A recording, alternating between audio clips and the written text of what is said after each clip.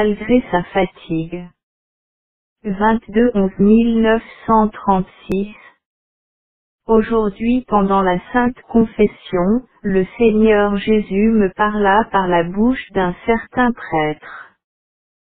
Ce prêtre ne connaissait pas mon âme et moi je m'accusais seulement de mes péchés. Cependant il me dit ces paroles. Accomplissez fidèlement tout ce que Jésus réclame de vous, malgré les difficultés.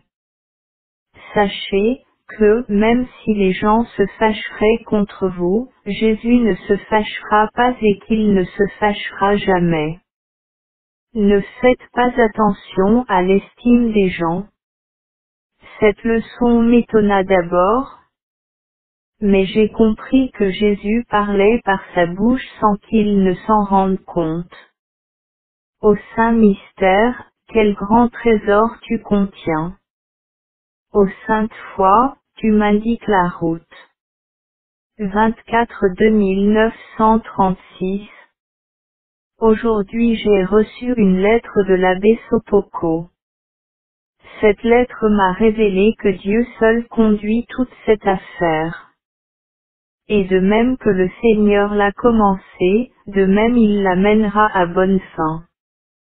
Et plus les difficultés que je vois sont grandes, plus je suis tranquille. Oh! S'il ne s'agissait pas d'une grande gloire pour Dieu, et de son utilité pour le bien des âmes, dans toute cette affaire. Satan ne s'y opposerait pas tant. Il sent qu'il y perdra. Maintenant je reconnais que Satan ne hait rien autant que la miséricorde. C'est elle qui lui cause la plus grande souffrance. Cependant, la parole de Dieu ne passera pas, elle est vivante. Les difficultés ne tueront pas les œuvres divines, mais démontreront qu'elles viennent de Dieu. À un certain moment je vis le couvent de cette nouvelle congrégation. Je m'y promenais et visitais tout, quand soudain je vis un groupe d'enfants, qui avaient de 5 à 11 ans. Quand ils me virent, ils m'entourèrent et se mirent à crier très fort, « Défendez-nous du mal !» Et ils m'introduisirent dans la chapelle qui se trouvait dans ce couvent. Quand je suis entré dans cette chapelle, j'y vis Jésus supplicié. Jésus me regarda gracieusement et me dit que les enfants l'offensaient profondément, toi, défends-les du mal. Depuis ce moment, je prie pour ces enfants, mais je sens que la prière ne suffit pas. Ô mon Jésus, vous savez quels efforts il faut faire pour vivre des relations simples et sincères avec les personnes qui nous sont antipathiques, ou avec celles qui, consciemment ou non, nous ont infligé des souffrances. Humainement parlant, c'est impossible. À ces moments-là, je tâche plus encore qu'à d'autres de découvrir le Seigneur Jésus dans la personne en question. Et pour ce même Jésus, je fais tout pour ces personnes-là. De telles actions sont inspirées par l'amour pur, et de tels exercices sur la pratique de l'amour trempent et fortifient l'âme. Je ne m'attends à rien de la part des créatures, donc je n'ai aucune désillusion. Je sais que la créature est pauvre en elle-même. Qu'attendrai-je donc de sa part? Dieu est tout pour moi et je veux tout juger selon Dieu. Mon commerce avec le Seigneur est maintenant purement spirituel. Mon âme est touchée par Dieu et se plonge entièrement en lui jusqu'à l'oubli d'elle-même, tant elle est pénétrée à fond par Dieu, noyée par sa beauté, perdue tout entière en lui. Je ne sais le décrire, car en écrivant j'emploie les sens. Et dans cette union les sens n'agissent pas. Il y a fusion entre Dieu et l'âme, qui est admise à une vie en Dieu tellement grande, que cela ne peut s'exprimer par la parole. Quand l'âme reprend sa vie habituelle, elle voit que cette vie est un crépuscule, un brouillard, un désordre, l'emmaillotement d'un petit enfant. Dans de tels moments, l'âme reçoit uniquement de Dieu, car d'elle-même elle ne fait rien. Elle ne fait pas le moindre effort, Dieu fait tout en elle. Cependant, quand l'âme revient à son état ordinaire, elle voit qu'elle n'aurait pas la force de supporter plus longtemps cette union. Ces moments sont courts, les autres durables. L'âme ne peut pas rester longtemps dans cet état, car forcément, elle se délivrerait des liens du corps pour toujours, bien qu'elle soit soutenue par Dieu à l'aide d'un miracle. Dieu fait clairement connaître à l'âme, qu'il aime, comme si elle seule était l'objet de sa prédilection. L'âme le perçoit de façon nette et évidente. Elle s'élance de toute sa force vers Dieu, mais elle se sent enfant. Elle sait que ce n'est pas dans ses possibilités. Dieu s'abaisse alors vers elle, et s'unit à elle d'une manière ici je dois me taire, car ce que l'âme éprouve, je ne sais le décrire. C'est une chose étrange, que l'âme puisse éprouver cette union avec Dieu et ne sache pas en donner une définition. Cependant quand elle rencontre une autre âme ayant vécu les mêmes expériences, elles se comprennent mutuellement dans ces choses, sans beaucoup se parler. L'âme unie de cette manière à Dieu, reconnaît facilement une âme vivant cette même union, quoique celle-ci ne lui découvre pas tout son cheminement intérieur, mais cause tout simplement avec elle. C'est comme une parenté spirituelle. Les âmes unies de telle façon à Dieu ne sont pas nombreuses. Il y en a beaucoup moins qu'on ne pense. J'ai remarqué que Dieu accorde cette grâce aux âmes lorsqu'elles ont quelque grande œuvre à accomplir, dans deux buts. Le premier c'est pour aider l'âme à remplir cette œuvre qui normalement dépasse absolument ses forces. Dans le second cas, j'ai remarqué que Dieu l'accorde pour conduire et tranquilliser ses âmes. Quoique le Seigneur puisse accorder cette grâce, comme il lui plaît et à qui il lui plaît. Cependant j'ai remarqué cette grâce chez trois prêtres. L'un d'eux est un prêtre séculier, les deux autres des prêtres réguliers et deux religieuses, mais pas au même degré. Quant à moi, j'ai reçu cette grâce pour la première fois et pendant un moment très court à l'âge de 18 ans durant l'octave de la fête Dieu, pendant les vêpres, quand je fis au Seigneur Jésus le vœu de chasteté perpétuelle. Je vivais encore dans le monde mais je devais bientôt entrer au couvent. Cette grâce dura un moment très court, mais la force de cette grâce est grande. Après cela il y eut un long intervalle. Je recevais, il est vrai, durant cet intervalle beaucoup de grâces, mais elles étaient d'un autre ordre. C'était une période d'épreuve et de purification. Ces épreuves étaient si douloureuses que mon âme ressentit un complet délaissement de la part de Dieu et fut plongée dans de grandes ténèbres. Je remarquai et je compris que personne ne saurait me conduire hors de cette tourmente, ni me comprendre. Il y eut deux moments, où mon âme fut plongée dans le désespoir, une fois durant une demi-heure, l'autre 3/4 d'heure. Quant aux grâces reçues, je ne puis en décrire exactement la grandeur. En ce qui concerne les épreuves divines, je ne sais quelle parole employer car tout n'en serait qu'un pâle reflet. Cependant, de même que le Seigneur m'a plongé dans les tourments, ainsi m'en a-t-il fait sortir. Seulement cela a duré plusieurs années. Et à nouveau j'ai reçu cette exceptionnelle grâce d'union qui dure jusqu'à présent. Dans cette seconde union, il y eut quelques courtes interruptions. Mais maintenant, depuis un certain temps, je n'éprouve plus aucune interruption, mais je me plonge de plus en plus profondément en Dieu. La grande lumière, dont est illuminée l'intelligence, permet de connaître la grandeur de Dieu. Non que je reconnaisse un par un ses attributs comme autrefois, non ici c'est différent. En un moment je reconnais l'essence même de Dieu. L'âme, à ce moment, est tout entière noyée en lui et éprouve un bonheur aussi grand que celui des élus dans les cieux.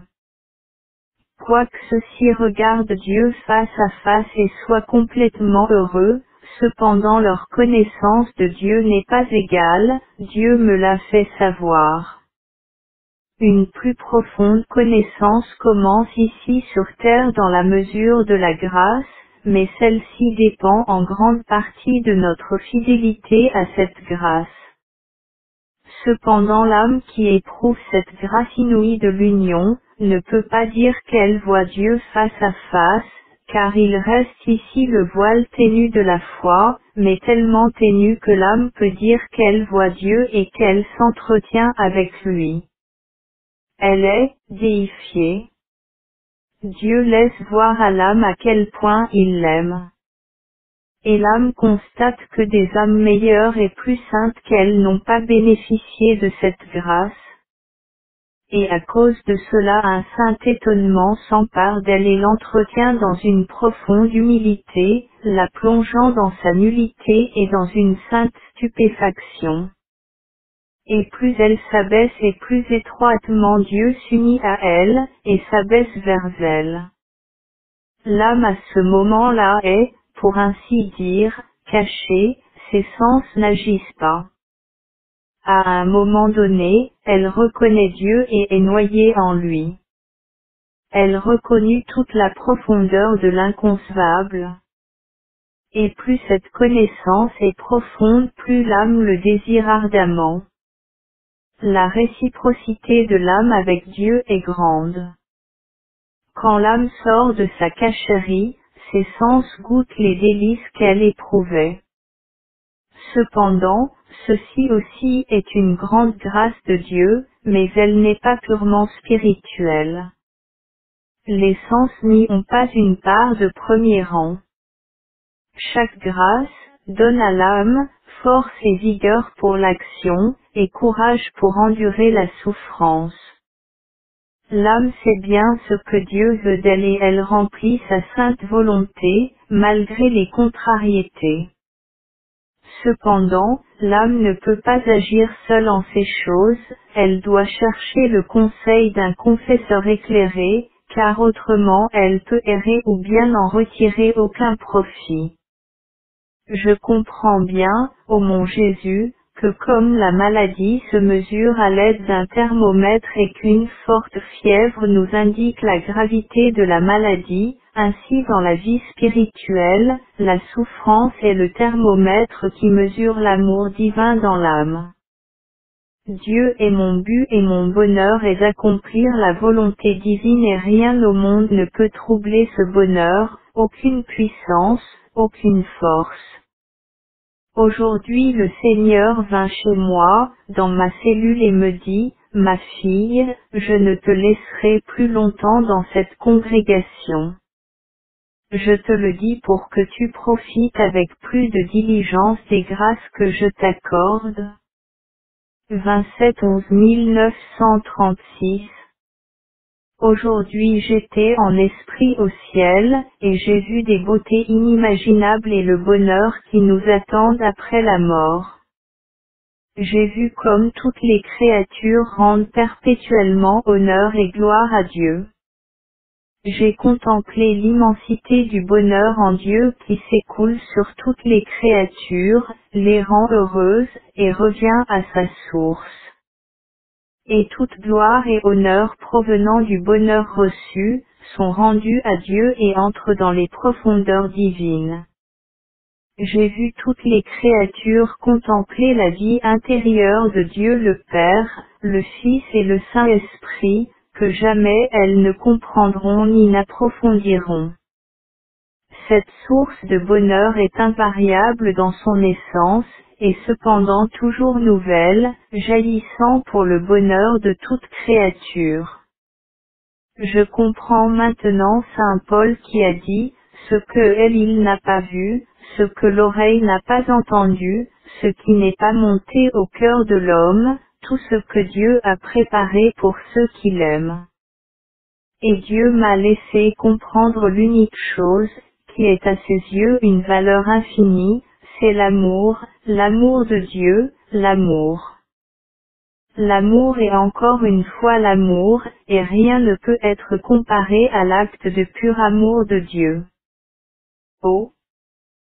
Quels inconcevables égards Dieu a envers l'âme qu'il aime sincèrement. Oh! Que l'âme qui, déjà sur terre jouit de ces égards particuliers est heureuse. Et c'est l'âme petite et humble. J'ai compris plus profondément cette grande majesté divine qu'adorent les esprits célestes selon leur degré de grâce et leur hiérarchie. Mon âme n'a éprouvé ni frayeur ni terreur, non absolument aucune, à la vue de cette puissance et de cette grandeur de Dieu. Mon âme a été remplie de paix et d'amour. Et plus je connais la grandeur de Dieu, plus je me réjouis qu'il soit tel. Et sa grandeur me comble de bonheur. Et je me réjouis de ce que je sois si petite car, puisque je suis si petite, il me tient dans sa main et près de son cœur. Ô mon Dieu, comme j'ai pitié des gens qui ne croient pas à la vie éternelle. Comme je prie pour eux pour qu'un rayon de miséricorde les saisisse et que Dieu les presse sur son cœur paternel. Ô amour, ô roi! L'amour ne connaît pas la peur, il passe par tous les chœurs des anges, qui montent la garde devant le trône de Dieu. Il n'aura peur de personne, il atteint Dieu et se plonge en lui comme dans son unique trésor. Le chérubin avec l'épée de feu, qui garde le paradis, n'a pas de force contre l'amour. Ô pur amour de Dieu, comme tu es grand et incomparable. Oh! Si les âmes connaissaient ta force. Aujourd'hui je me sens très faible, je ne peux même pas faire ma méditation à la chapelle et je dois me coucher. Ô mon Jésus, je vous aime et je désire vous adorer par ma faiblesse en me soumettant complètement à votre sainte volonté. Je dois beaucoup veiller sur moi, aujourd'hui surtout, car une excessive sensibilité vis-à-vis de tout s'empare de moi. Des choses, qu'en bonne santé je n'aurais même pas remarquées, me choquent aujourd'hui. Ô mon Jésus, mon bouclier et ma force, accordez-moi la grâce de sortir victorieuse de ces combats. Ô mon Jésus, changez-moi en vous-même par la force de votre amour, pour que je sois un instrument digne de proclamer votre miséricorde. Je remercie Dieu pour cette maladie et pour cette faiblesse physique, car j'ai du temps pour causer avec le Seigneur Jésus. Ma joie est de passer de longs moments au pied du Dieu caché. Et les heures passent comme des minutes. Je sens qu'un feu brûle en moi et je ne comprends d'autre vie que celle du sacrifice, qui provient directement du pur amour. 29 936 Notre-Dame m'a enseigné comment me préparer à la fête de Noël. Je l'ai vue aujourd'hui sans l'enfant Jésus. Elle me dit, ma fille, applique-toi à être douce et humble pour que Jésus qui habite constamment dans ton cœur, puisse s'y reposer. Adore-le dans ton cœur, n'en sors pas.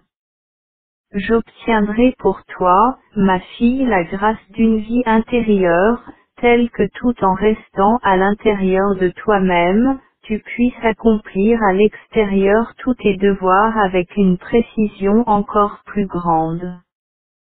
Sois continuellement avec lui, dans ton propre cœur. Il sera ta force. Avec toutes les créatures aille seulement les contacts que réclament le devoir et la nécessité. Tu es un logis agréable au Dieu vivant, dans lequel il séjourne constamment avec amour et plaisir. Et la vivante présence divine que tu ressens de façon réelle et distincte te confirmera, ma fille, dans ce que je t'ai dit. Tâche d'agir ainsi jusqu'au jour de Noël et ensuite lui-même te fera connaître de quelle manière tu dois agir et t'unir à lui. 31. 1936 Aujourd'hui pendant les vêpres, une douleur me pénétra l'âme. Je vois qu'à tout point de vue cette œuvre dépasse mes forces. Je suis comme un petit enfant devant l'immensité de cette tâche, et c'est seulement sur un ordre divin formel que je procède à son accomplissement. Et d'autre part, même ces grandes grâces me sont un fardeau, que j'ai peine à porter. Je vois l'incrédulité de la part de mes supérieurs et la méfiance et les doutes de toutes sortes avec lesquels elles me traitent pour cette raison. Mon Jésus, je vois que même de si grandes grâces peuvent être une souffrance et cependant c'est ainsi. Non seulement, elles peuvent être une cause de souffrance, mais elles doivent l'être comme signe de l'action divine. Je comprends bien que si Dieu ne fortifiait pas mon âme dans ces différentes épreuves, elle n'en viendrait pas à bout d'elle-même. Donc Dieu lui-même est son bouclier. Quand par la suite, je méditais durant les vêpres sur cette sorte de mélange de souffrance et de grâce, j'entendis la voix de la très sainte Vierge, sache, ma fille, que quoique j'ai été élevée à la dignité de mère de Dieu, cette glaise de douleur ont transpercé mon cœur. Ne fais rien pour te défendre. Supporte tout avec humilité. Dieu seul te défendra. 1-12. 1936 Retraite d'un jour. Aujourd'hui pendant les méditations matinales le Seigneur me fit connaître et comprendre nettement l'irrévocabilité de ses désirs. Et je vois clairement que personne ne peut me dispenser de ce devoir d'accomplir la volonté divine que j'ai appris à connaître. Un manque évident de santé et de force physique n'est pas une raison suffisante et ne me libère pas de cette œuvre que Dieu lui-même réalise. Je dois être seulement un instrument dans sa main. Eh bien, alors Seigneur me voici pour accomplir votre volonté. Ordonnez-moi selon vos éternelles intentions et prédilections. Donnez-moi seulement la grâce pour que je sois toujours fidèle. Alors que je causais avec Dieu caché, il m'a fait connaître et comprendre que je ne dois pas trop réfléchir, ni avoir peur des difficultés qui peuvent se trouver sur mon chemin. Sache que je suis avec toi. Je provoque les difficultés et je les renverse. Et les dispositions malveillantes peuvent en un instant tourner en faveur de cette cause. Le Seigneur m'éclaire en beaucoup de choses durant la conversation d'aujourd'hui, mais je n'écris pas tout. Cédez toujours le pas aux autres en toutes circonstances, surtout durant la récréation. Écoutez tranquillement sans interrompre, même si l'on vous raconte 10 fois la même chose. Je ne poserai jamais de questions sur une chose qui m'intéresse beaucoup. Résolution, toujours la même, m'unir au Christ miséricordieux. Résolution générale, calme intérieur, silence. Cachez-moi, Jésus, dans les profondeurs de votre miséricorde et alors le prochain peut me juger comme il lui plaît. Ne jamais parler de mes propres épreuves. Dans la souffrance, cherchez le soulagement. Dans la prière, dans les doutes, même les plus petits, cherchez conseil seulement auprès de mon confesseur. Avoir le cœur toujours accueillant pour accepter les souffrances d'autrui et noyer mes propres souffrances dans le cœur divin pour qu'à l'extérieur, autant que possible, on ne s'en aperçoive pas. Toujours travailler à maintenir l'équilibre, même si les circonstances sont contraires. Ne pas permettre que soit troublé le calme et le silence intérieur. Rien ne peut être comparé à la paix de l'âme. Si l'on me reproche quelque chose injustement, ne pas m'excuser. Si la supérieure veut savoir la vérité, si j'ai raison ou non, qu'elle le sache plutôt par d'autres que par moi. Ma part est de tout accepter en toute humilité. Je passe un moment avec la très sainte Vierge. J'attends avec grand désir la venue du Seigneur. Mes désirs sont grands. Je souhaite que tous les peuples connaissent le Seigneur. Je voudrais préparer toutes les nations à la venue du Verbe incarné. Ô Jésus, faites que la source de votre miséricorde jaillisse avec plus d'abondance, car l'humanité est très malade et plus que jamais elle a besoin de votre pitié. Vous êtes une mère sans fond de miséricorde envers nous, les pécheurs. Et plus notre misère est grande, plus nous avons droit à votre miséricorde. Vous êtes la source du bonheur pour toutes les créatures par votre infinie miséricorde.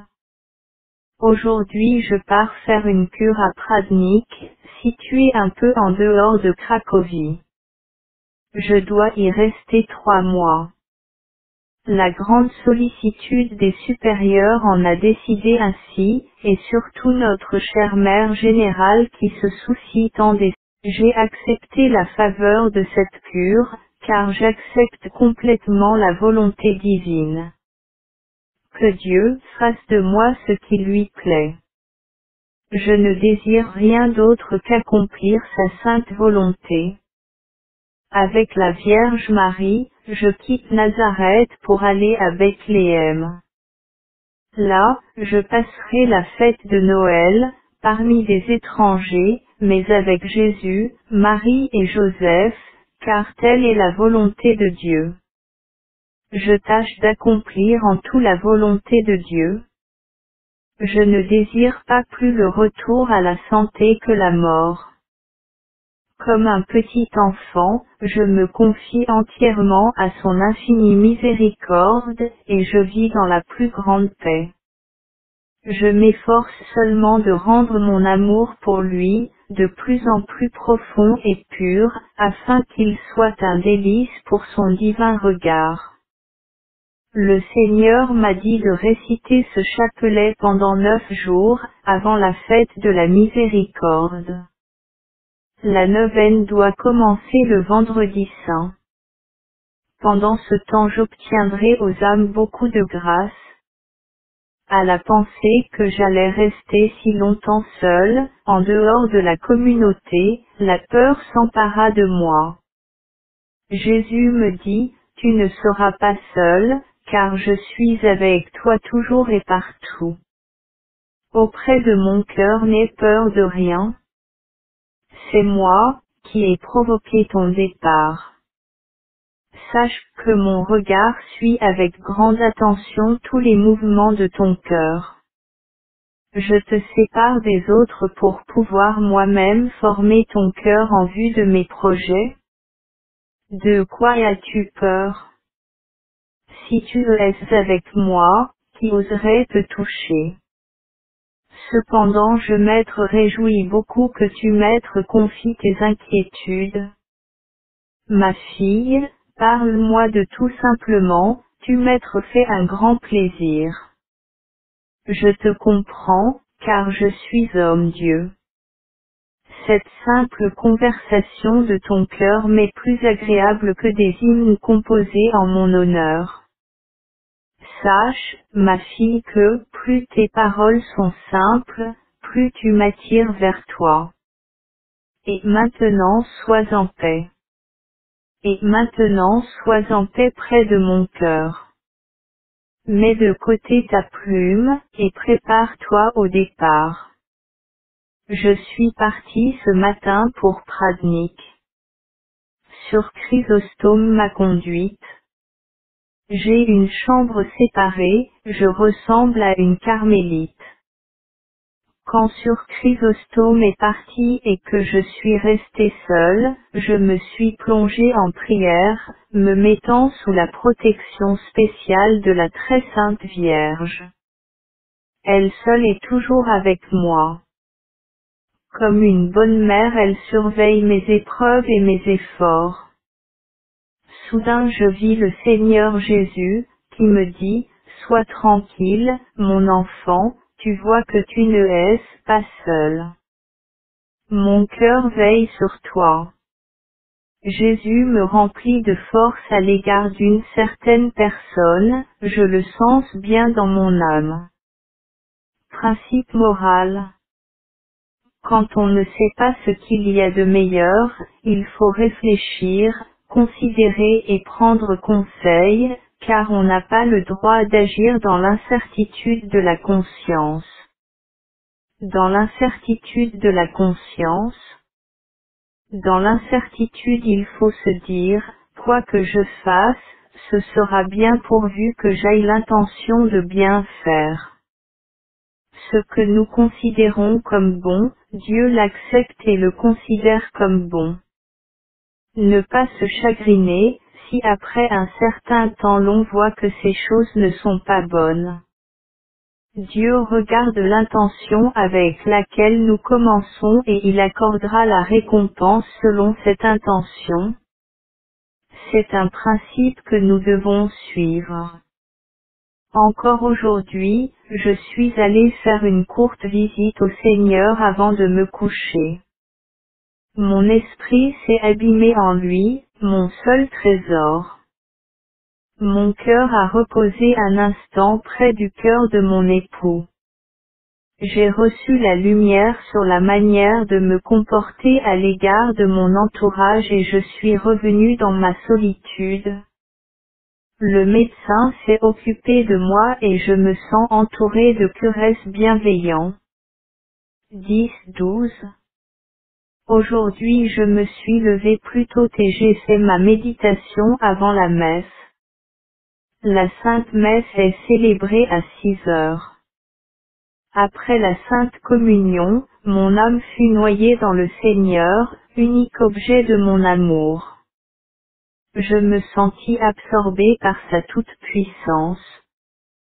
Quand je suis revenu dans ma solitude, je me sentis mal et je dus me coucher. La sûre m'a apporté des gouttes, mais toute la journée je me suis senti mal. Le soir, j'ai tenté de faire les méditations de l'heure sainte. Cependant je n'y suis pas arrivé, je m'unissais seulement au Christ souffrant. Ma chambre est voisine de la chambre des hommes. Je ne savais pas que les hommes étaient de tels bavards. Dès le matin, jusque tard dans la nuit, conversation sur différents sujets. C'est beaucoup plus tranquille dans la salle des femmes. On fait toujours aux femmes ce reproche d'être bavardes, cependant j'eus l'occasion de me convaincre du contraire. Il m'est difficile de me concentrer sur ma prière à cause des rires et de ses plaisanteries. Il ne me gêne pas quand la grâce de Dieu me prend totalement, car alors je ne sais pas ce qui se passe autour de moi. Mon Jésus, comme ces gens parlent peu de vous. Ils parlent de tout, mais pas de vous, Jésus. Et s'ils en parlent peu, c'est que probablement, ils n'y pensent pas du tout. Le monde entier les intéresse, mais sur vous, le Créateur, silence. Que c'est triste Jésus, de voir cette indifférence et cette ingratitude des êtres créés. Ô mon Jésus, je désire vous aimer à leur place et vous dédommager par mon amour. Faustine Cheval-Vapeur. L'Immaculée Conception de la Mère de Dieu. Dès le matin, j'ai ressenti la proximité de la très sainte Vierge pendant la Sainte Messe. Je la vis si belle que les mots me manquent pour décrire cette beauté, même en partie. Elle était toute blanche, ceinte d'une écharpe bleue, le manteau bleu aussi, une couronne sur la tête. De toute sa personne rayonnait une lumière inconcevable. Je suis la reine du ciel et de la terre, mais surtout votre mère. Elle me serra contre son cœur et dit, j'ai compassion de toi. Je sentis la force de son cœur immaculé se communiquer à mon âme. Maintenant, je comprends pourquoi depuis 2 mois je me préparais et j'attendais cette fête avec impatience. Depuis aujourd'hui, je tâche d'avoir l'âme aussi pure que possible pour que les rayons de la grâce divine s'y reflètent dans toute leur lumière. Je désire être un cristal pour lui plaire. Ce jour-là, je vis un certain prêtre éclatant de sa lumière à elle. Sûrement cette âme aime l'Immaculée. Une étrange langueur s'empara de mon âme, je m'étonne qu'elle ne sépare pas l'âme du corps. Je désire Dieu, je désire me noyer en lui. Je comprends que je suis dans un terrible exil. De toute sa force, mon âme s'élance vers Dieu. Ô habitants de ma patrie, souvenez-vous de l'exilé. Quand les voiles tomberont, ils pour moi aussi. Quoique je vois et que je sente approximativement quand, cependant un voile très fin me sépare encore du Seigneur. Je désire le regarder face à face, mais que tout se fasse selon votre volonté. 11-12-1936. Aujourd'hui, je ne pus assister à la Sainte Messe tout entière. J'assistais seulement aux parties les plus importantes et, après avoir reçu la Sainte Communion, je me retirai tout de suite dans ma solitude. Soudain je fus envahi par la présence divine. Et à ce moment je sentis la passion du Seigneur pendant un très court moment. Alors je connus plus profondément l'œuvre de la miséricorde. Dans la nuit, je fus soudainement éveillé et je compris qu'une âme avait grand besoin de prière. En peu de mots, mais de toute mon âme, je priai le Seigneur de lui accorder la grâce. Le lendemain après-midi, en entrant dans la salle, je vis une personne mourante et j'ai appris que l'agonie avait commencé pendant la nuit. J'ai constaté que c'était au moment où l'on me demandait des prières. Tout à coup, j'entendis dans mon âme une voix, dis ce chapelet que je t'ai enseigné. Je courus chercher mon rosaire. Et je m'agenouillai près de l'agonisante et je commençai avec toute l'ardeur de mon âme à dire ce chapelet. Soudain la moribonde ouvrit les yeux. Elle me regarda et je n'eus pas le temps d'achever le chapelet qu'elle était morte dans une étrange paix.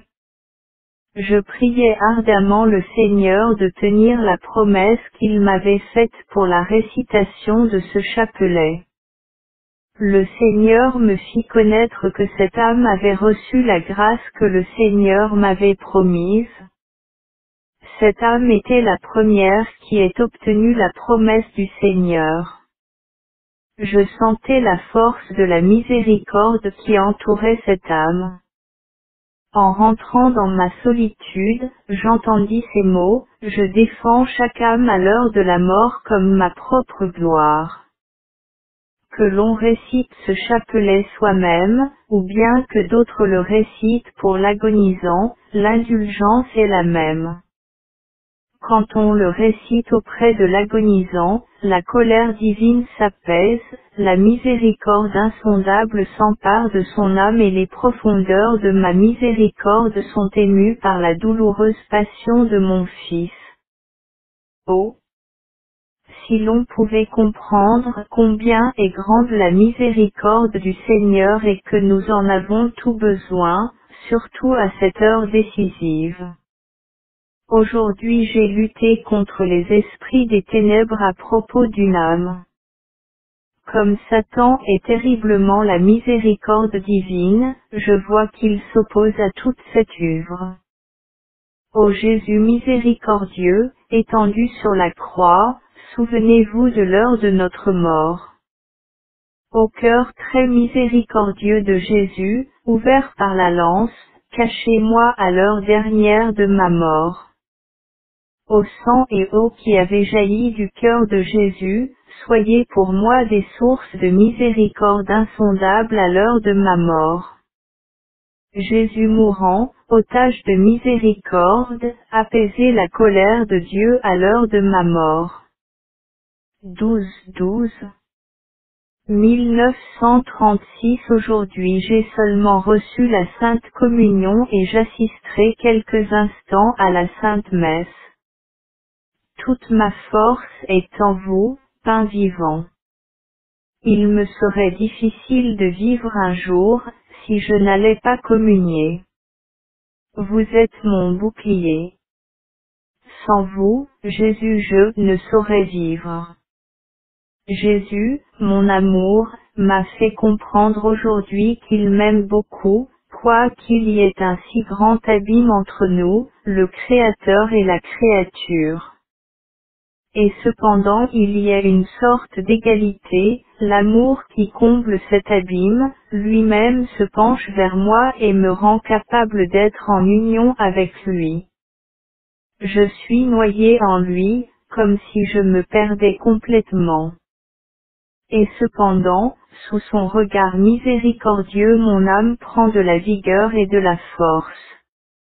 Elle prend conscience qu'elle aime et est particulièrement aimée. Elle sait que le Tout-Puissant la défend. Une telle prière, quoique courte, apporte cependant beaucoup à l'âme. Et des heures entières de prière ordinaire ne lui donnent pas autant de lumière qu'un court moment de prière intense. L'après-midi j'étais pour la première fois dans la véranda. Et aujourd'hui Félicie vint me voir, m'apporta quelques menus objets de première nécessité, quelques belles pommes et les amitiés de la chère mère supérieure et des chères sœurs. 13-12 1936 Confession devant Jésus. Quand j'ai constaté que voilà 3 semaines que je ne me suis pas confessée, je me suis mise à pleurer en voyant les péchés et certaines difficultés de mon âme. Je ne me suis pas confessée car les circonstances m'en empêchèrent. Quand il y avait la confession, j'étais alitée justement ce jour-là. La semaine suivante, la confession était fixée pour l'après-midi et j'étais partie pour l'hôpital le matin. Aujourd'hui, dans l'après-midi, le père András est entré dans ma chambre et s'assit pour que je me confesse. Auparavant nous n'avons pas échangé un seul mot.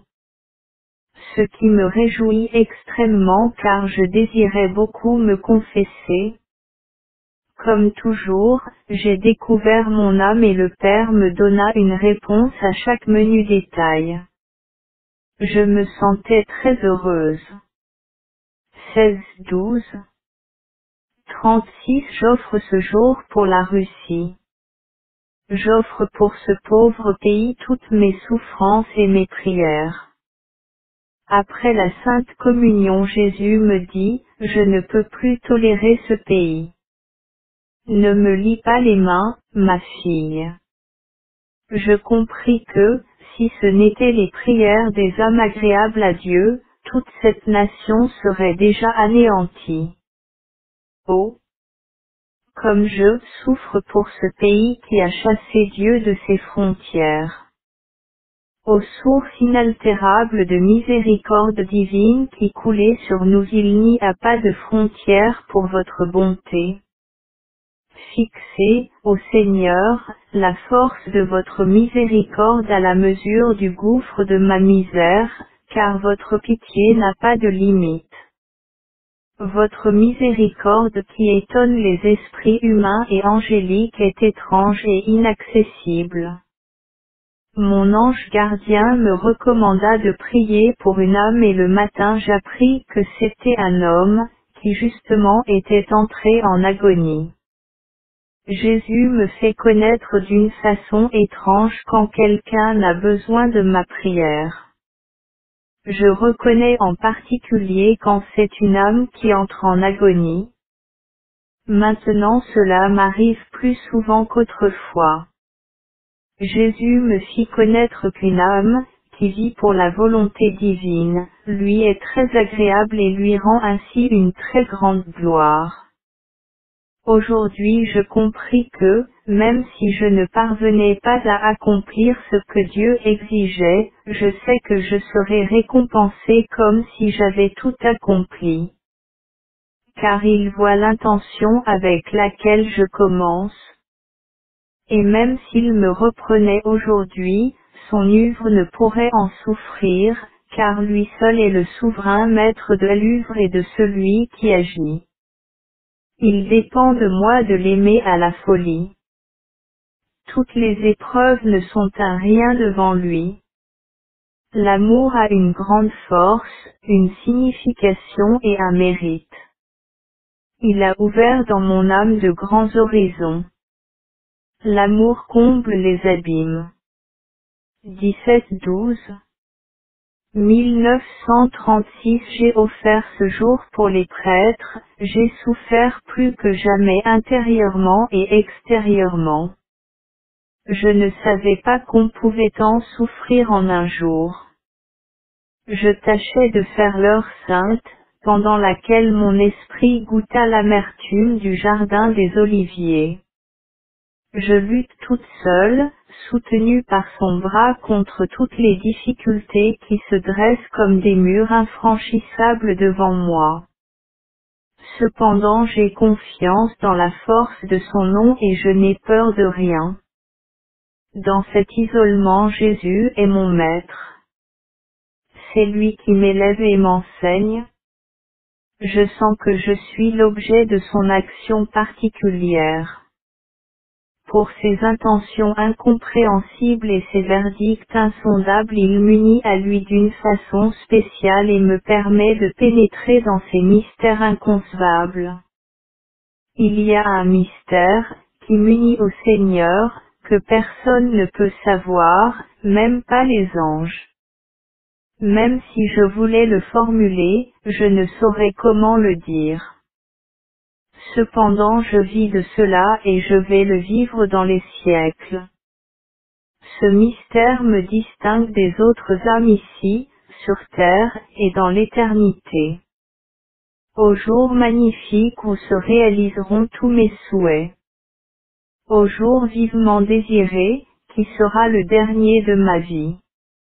Je me réjouis du trait que le divin artiste posera sur mon âme, qui lui donnera une beauté particulière et qui me distinguera de la beauté des autres âmes. Au grand jour, dans lequel se fixera l'amour divin en moi. En ce jour, pour la première fois, je chanterai devant le ciel et la terre le chant de l'insondable miséricorde divine. C'est mon œuvre et la mission que Dieu m'a destinée depuis la fondation de la terre, pour que le chant de mon âme soit agréable à la Sainte Trinité, dirigez et formez mon âme vous-même, ô Esprit divin. Je m'arme de patience et j'attends votre venue, Jésus miséricordieux, dans les terribles douleurs et les affres de l'agonie.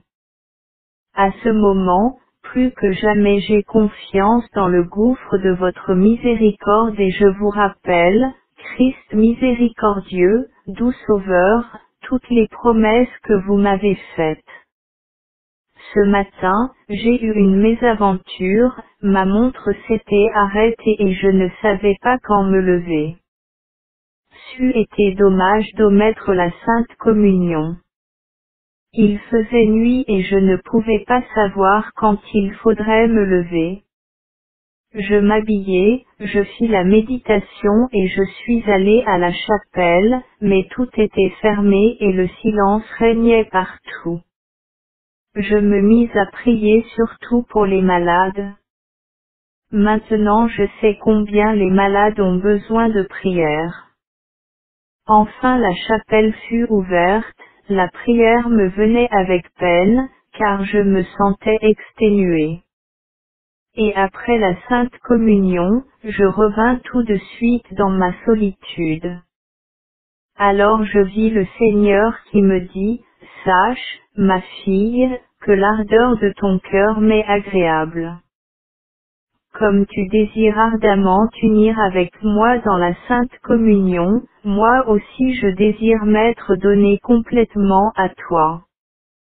Et comme récompense pour ton ardeur repose-toi près de mon cœur. » À cet instant mon âme se noya dans son être, comme une goutte d'eau dans un océan sans fond. Je me noie en lui comme dans mon unique trésor. J'ai reconnu ainsi que le Seigneur permet certaines difficultés pour sa plus grande gloire. 18-12 1936 Aujourd'hui j'ai ressenti quelques peines, car il y a une semaine que personne n'est venu me voir. Comme je m'en plaignais au Seigneur, il me répondit, « Est-ce que cela ne te suffit pas que je te visite chaque jour ?» J'ai demandé pardon au Seigneur et ma peine a disparu. Ô mon Dieu, ma force, vous me suffisez. Le soir, j'ai perçu qu'une âme avait besoin de ma prière. Je fis une ardente prière, mais je sentais que c'était trop peu, donc je suis resté plus longtemps en prière.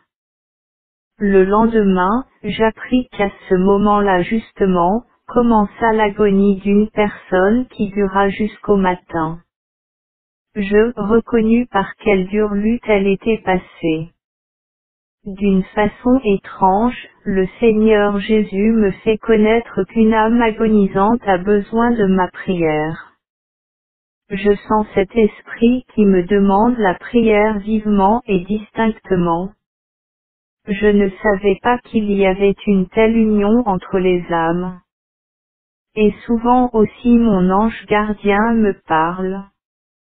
Le petit enfant Jésus pendant la Sainte Messe fait la joie de mon âme. Souvent, la distance n'existe pas, je vois un prêtre qui le fait venir. J'attends Noël avec grande impatience, je partage cette attente avec la très sainte Vierge. Ô lumière éternelle, qui venez sur cette terre, illuminez mon esprit et fortifiez ma volonté pour que je ne succombe pas dans les moments de dure épreuve. Que la lumière disperse toutes les ombres du doute.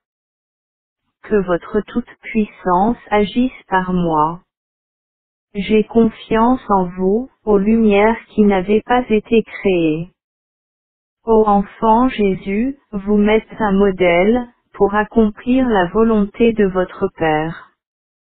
Vous qui avez dit, je viens pour accomplir fidèlement votre volonté, faites que moi aussi je sache accomplir la volonté divine en toutes choses. Ô divin enfant, donnez-moi cette grâce. Ô mon Jésus, mon âme languissait vers les jours d'épreuve. Dans le trouble de mon âme, ne me laissez pas seul mais tenez-moi fortement près de vous. Postez une sentinelle auprès de ma bouche. Que le parfum de mes souffrances soit connu de vous seul et qu'il vous soit agréable. Ô Jésus miséricordieux, avec quel désir vous vous hâtiez vers le cénacle pour consacrer l'hostie que je vais recevoir dans ma vie? Vous désirez, Jésus, demeurer dans mon cœur et que votre sang vivant s'unisse au mien. Qui comprendra cette étroite union? Mon cœur renferme le Tout-Puissant, l'Infini. Ô Jésus, donnez-moi votre vie divine. Que votre sang pur et noble palpite de toute sa force dans mon cœur. Je vous donne tout mon être. Changez-moi en vous-même et rendez-moi capable d'accomplir en tout votre sainte volonté et de vous aimer. Ô mon doux époux, vous savez que mon cœur ne connaît personne d'autre que vous. Vous avez ouvert dans mon cœur une profondeur inassouvie d'amour envers vous. Dès le premier moment où je vous ai connu, mon cœur vous a aimé et s'est noyé en vous comme dans son objet. Que votre amour pur et tout-puissant me pousse aux actes. Qui concevra et comprendra cette profondeur de miséricorde qui a jailli de votre cœur? J'ai éprouvé combien il y a de jalousie, même dans la vie spirituelle. Je reconnais qu'il y a peu d'âmes vraiment assez grandes, pour piétiner tout ce qui n'est pas Dieu. Ô âme, en dehors de Dieu, tu ne trouveras pas de beauté. Oh! Combien est fragile la base chez les âmes pour qu'elles se haussent en écrasant les autres. Quelle perte! 19-12 1936. Ce soir, je sentis dans mon âme qu'une personne avait besoin de ma prière. J'ai tout de suite commencé à prier. Soudain, je reconnus intérieurement et je sentis l'esprit qui me le demandait. Je priais jusqu'au moment où je me tranquillisais. Ce chapelet est une aide puissante pour les mourants. Souvent je prie pour une intention intérieurement précisée. Je prie toujours jusqu'au moment où je sens dans mon âme que ma prière a été efficace. Surtout ici, depuis que je suis dans cet hôpital, j'éprouve un lien avec les agonisants qui, en entrant en agonie, me demandent de prier. Dieu me donne une étrange correspondance avec les mourants. Quand cela arrive, le plus souvent, j'ai même la possibilité de vérifier l'heure. Aujourd'hui, à 11 heures du soir, je fus soudain éveillé et je sentis distinctement qu'il y avait auprès de moi, un esprit qui demandait ma prière, une force me contraint tout simplement à la prière. Ma vision est purement spirituelle, par une soudaine lumière qu'en cet instant Dieu m'accorde. Je prie jusqu'au moment où je sens la paix en mon âme. La durée n'est pas toujours la même.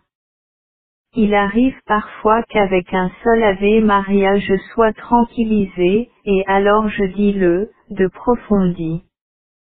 Parfois il arrive que je dise le chapelet tout entier, et seulement alors j'éprouve un apaisement. Et ici aussi j'ai constaté que, si je suis forcé à la prière pendant un temps plus long, c'est-à-dire si j'éprouve une inquiétude intérieure, c'est que l'âme soutient une plus grande lutte et a une plus lourde agonie. C'est ainsi que j'ai vérifié l'heure, j'ai une montre et je regarde l'heure. Le lendemain, quand on me parle de la mort de telle personne, je demande l'heure, qui s'accorde toujours en ce qui concerne l'agonie. On me dit, telle personne a lutté très fort, d'autres fois on me dit, aujourd'hui telle personne est morte. Mais elle s'est endormie vite et tranquillement. Il arrive que la personne mourante soit dans la seconde ou la troisième baraque, mais pour l'esprit la distance n'existe pas. il arrive que j'aille cette même connaissance à quelques centaines de kilomètres. C'est arrivé plusieurs fois, à l'égard de ma famille et de personnes apparentées, mais aussi à l'égard de mes sœurs en religion et même pour des âmes que je n'ai pas connues durant ma vie.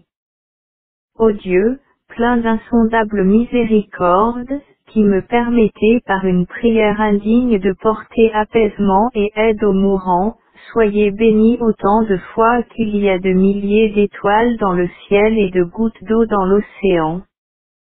Que votre miséricorde s'étende à tout le globe terrestre. Que le culte de cette miséricorde monte jusqu'au pied de votre trône, louant le plus grand de vos attributs, c'est-à-dire votre inconcevable miséricorde.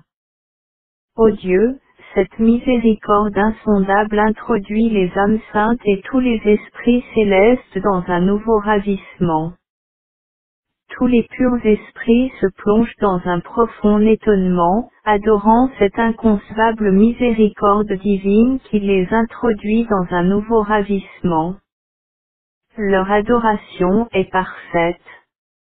Ô Dieu éternel, comme je désire ardemment adorer votre plus grand attribut, c'est-à-dire votre infinie miséricorde. Je vois toute ma petitesse, et je ne peux pas m'égaler avec les habitants du ciel qui dans une sainte admiration glorifient la miséricorde du Seigneur. Mais moi aussi, j'ai trouvé une manière d'adorer cette inconcevable et parfaite miséricorde divine. Ô très doux Jésus, vous avez daigné m'admettre, moi misérable, à la connaissance de cette insondable miséricorde. Ô très doux Jésus, qui avez gracieusement exigé de moi que je parle de votre inconcevable miséricorde au monde entier, voici qu'aujourd'hui, je prends en main ces deux rayons, qui ont jailli de votre cœur miséricordieux, le sang et l'eau, et je les répands sur tout le globe terrestre, pour que toute âme éprouve votre miséricorde, et l'ayant éprouvée, vous adore pendant l'éternité. Ô très saint Jésus, qui avez daigné dans votre inconcevable bienveillance unir mon cœur misérable à votre cœur très miséricordieux, c'est par votre propre cœur que j'adore Dieu, notre Père, d'une façon telle qu'aucune âme ne l'a encore adoré. 21-12 1936 La radio joue toute l'après-midi, donc je ressens le manque de silence. Jusqu'à midi, de continuelles conversations et du bruit. Mon Dieu, je me réjouissais d'être en silence, de parler seulement avec le Seigneur et ici c'est tout le contraire. Mais maintenant rien ne me trouble, ni les conversations, ni la radio. En un mot, rien. La grâce de Dieu a fait que, quand je prie, je ne sais même pas où je suis. Je sais seulement que mon âme est unie au Seigneur et ainsi se passent mes journées à l'hôpital. J'admire toutes les humiliations et toutes les souffrances que ce prêtre accepte pour cette cause. Je le vois à certains moments, et je le soutiens par mon indigne prière. C'est seulement Dieu, qui peut donner un tel courage, car autrement l'âme se lasserait. Mais je vois avec joie que toutes ces contrariétés contribuent à augmenter la gloire divine. Le Seigneur n'a pas beaucoup d'âmes de cette trempe à son service. Ô éternité infinie, tu révéleras les efforts des âmes héroïques. Pour ces efforts la terre ne paye que par l'ingratitude et la haine. Car de telles âmes n'ont pas d'amis, elles sont solitaires. Et dans cette solitude, elles deviennent plus fortes. Elles puisent leur force seulement en Dieu. Et avec humilité, mais aussi avec courage, elles s'opposent à tous les orages qui les frappent. Comme des chênes élevés, elles ne se laissent pas troubler.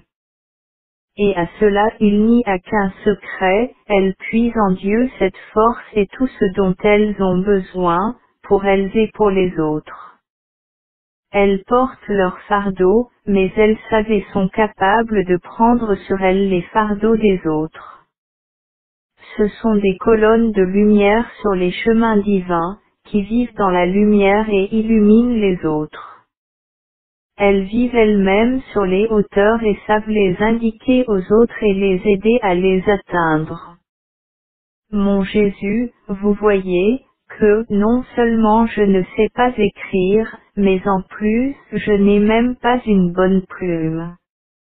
Et souvent j'écris si mal, et parfois c'est si difficile, que je dois écrire lettre après lettre pour former les phrases.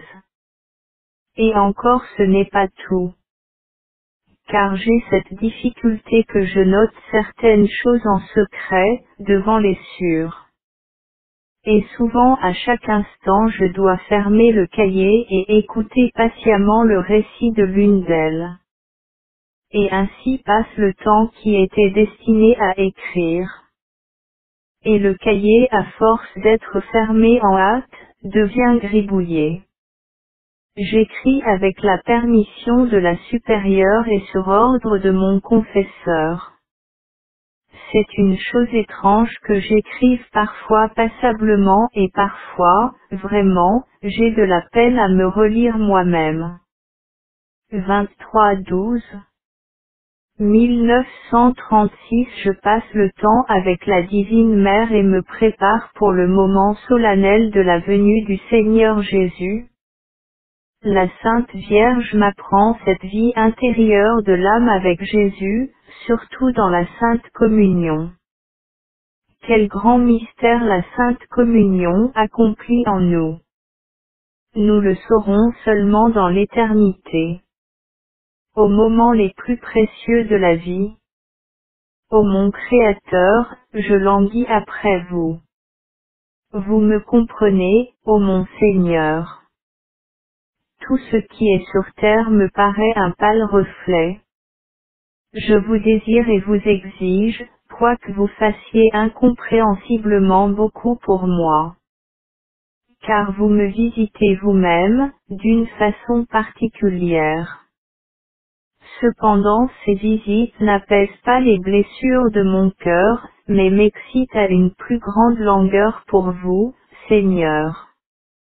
Oh! Prenez-moi avec vous, si telle est votre volonté. Vous savez que je meurs et je meurs de langueur pour vous et je ne puis mourir. Mort, où es-tu? Vous m'attirez dans l'abîme de votre divinité et vous vous couvrez de ténèbres. Tout mon être est plongé en vous et cependant je désire vous voir face. Quand cela arrivera-t-il pour moi? Aujourd'hui Chrysostome est venu me voir et m'a apporté des citrons, des pommes et un tout petit arbre de Noël, ce qui m'a fait le plus grand plaisir. Par Chrysostome, la Mère supérieure a demandé au médecin qu'il me permette de retourner à la maison pour les fêtes, ce qu'il a volontiers permis. Je m'en suis réjouie et me suis mise à pleurer comme un petit enfant. Chrysostome s'est étonné que j'aille si mauvaise mine et que je sois tellement changée. Et elle a dit, savez-vous Faustinette, vous allez sûrement mourir. Vous devez, m'assure, être très souffrante. J'ai répondu